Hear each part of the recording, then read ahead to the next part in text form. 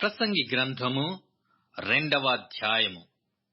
కాని నిన్ను సంతోషము చేత శోధించి చూతును, నీవు మేలు ననుభవించి చూడుమని నేను నా హృదయముతో చెప్పుకొంటిని.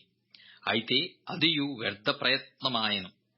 నవ్వుతో నీవు వెర్రిదానవనియు, సంతోషముతో నీ చేత కలుగునదేమనియు నేనంటిని. నా మనస్సు ఇంకను జ్ఞానమును అనుసరించుచుండగా, ఆకాశము క్రింద తాము బ్రతుకు కాలమంతయు మనుష్యులు ఏమి చేసి మేలు అనుభవింతురో చూడవలెనని తలచి, నా దేహమును ద్రాక్షారసము చేత సంతోషపరచుకొందుననియు, మతిహీనత యొక్క సంగతి అంతయు గ్రహింతుననియు నా మనస్సులో నేను యోచన చేసుకొంటిని. నేను గొప్ప పనులు చేయబూనుకొంటిని. నా కొరకు ఇండ్లు కట్టించుకొంటిని, ద్రాక్ష తోటలు నాటించుకొంటిని. నా కొరకు తోటలను, శృంగారవనములను వేయించుకొని వాటిలో సకల విధములైన ఫలవృక్షములను నాటించితిని. వృక్షముల నారుమళ్లకు నీరుపారుటకై నేను చెరువులు త్రవ్వించుకొంటిని. పనివారిని, పనికత్తెలను సంపాదించుకొంటిని. నా ఇంట పుట్టిన దాసులు నాకుండిరి. యెరూషలేమునందు నాకు ముందుండిన వారందరికంటే ఎక్కువగా పనివారిని, పనికత్తెలను సంపాదించుకొంటిని.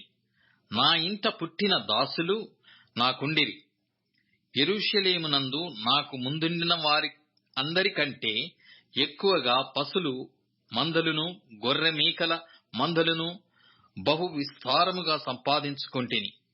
నా కొరకు నేను వెండి బంగారములను, రాజులు సంపాదించు సంపదను, ఆయా దేశములలో దొరుకు సంపత్తును కూర్చుకొంటిని. నేను గాయకులను, గాయకురాండ్రను, మనుష్యులిచ్చించు సంపదలను సంపాదించుకొని బహుమంది ఉపపత్నులను ఉంచుకొంటిని. నాకు ముందు యెరూషలేమునందున్న వారందరికంటేను నేను ఘనుడనై అభివృద్ధి నొందితిని. నా జ్ఞానము నన్ను విడిచిపోలేదు. నా కన్నులు ఆశించిన వాటిలో దేనిని అవి చూడకుండా నేను అభ్యంతరము చేయలేదు. మరి నా హృదయము నా పనులన్నిటిని బట్టి సంతోషింపగా, సంతోషకరమైనదేదియూ అనుభవించకుండా నేను నా హృదయమును నిర్బంధింపలేదు.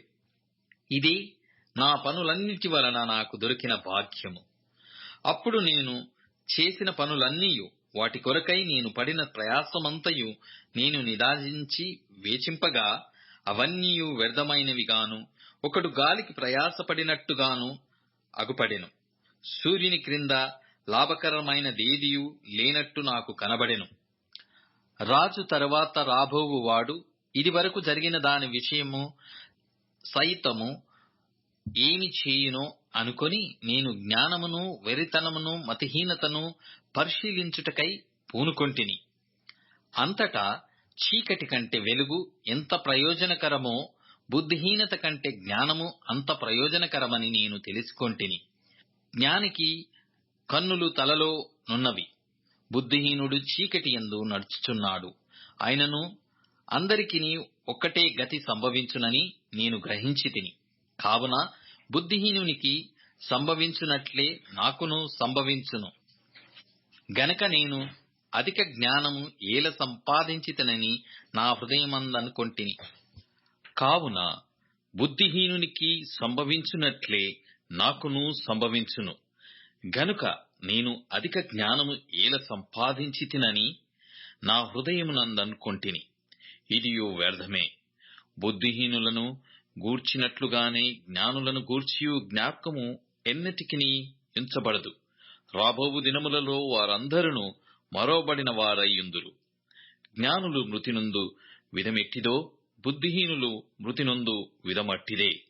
ఇది చూడగా సూర్యుని క్రింద జరుగునది నాకు వ్యసనము పుట్టించెను. అంతయు వ్యర్థము గాను, ఒకడు గాలికై ప్రయాసపడినట్టుగాను కనబడెను. గనక బ్రతుకుట నాకసహ్యమాయెను. సూర్యుని క్రింద నేను ప్రయాసపడి చేసిన పనులన్నిటినీ నా తరువాత వచ్చువానికి నేను విడిచిపెట్టవలెనని తెలుసుకొని నేను వాటి యందు అసహ్యపడితిని. వాడు జ్ఞానము గలవాడయ్యుండునో, బుద్ధిహీనుడయ్యుండునో అది ఎవనికి తెలియను? అయితే సూర్యుని క్రింద నేను ప్రయాసపడి జ్ఞానము చేత సంపాదించుకొన్న నా కష్ట ఫలమంతటి మీదను వాడు అధికారి అయ్యుండును. ఇదియును వ్యర్థమే. కావున సూర్యుని క్రింద నేను పడిన ప్రయాసమంతటి విషయమై నేను ఆశ విడిచిన వాడనైతిని. ఒకడు జ్ఞానముతోనూ తెలివితోనూ యుక్తితోనూ ప్రయాసపడి ఏదో ఒక పని చేయును. అయితే దాని కొరకు ప్రయాసపడని వానికి అతడు దానిని స్వాస్థ్యముగా ఇచ్చివేయవలసి వచ్చును. ఇదియు వ్యర్థమును గొప్ప చెడుగునయ్యున్నది. సూర్యుని క్రింద నరునికి తటస్థించు ప్రయాసమంతటి చేతను వాడు తలపెట్టు కార్యములన్నిటి చేతను వానికేమి దొరుకుచున్నది?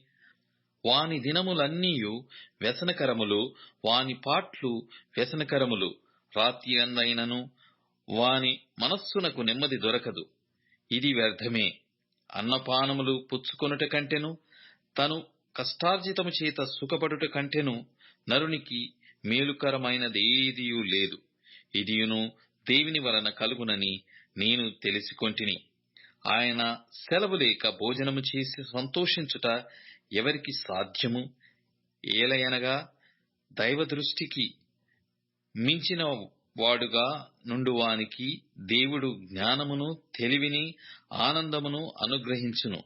అయితే దైవ దృష్టికి ఇష్టడగు వాని ఇచ్చుటకై ప్రయాసపడి పోగు చేయు పనిని ఆయన పాపాత్మునికి నిర్ణయించును. ఇదియు వ్యర్థము కాను, ఒకడు గాలికై ప్రయాసపడినట్టుగాను ఉన్నది.